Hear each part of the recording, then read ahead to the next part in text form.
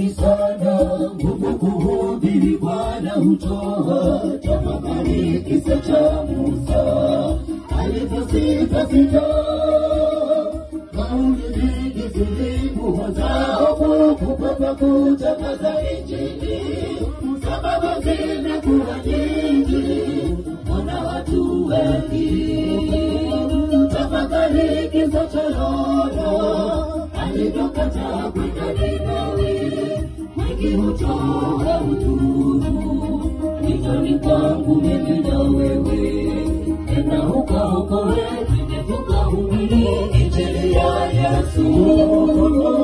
Tafakari kisa cha Yona alivyokataa kwenda Ninawi, wengi hutoa udhuru. Njoni kwangu mimi na wewe, enda ukaokoe, tukahubiri Injili ya Yesu.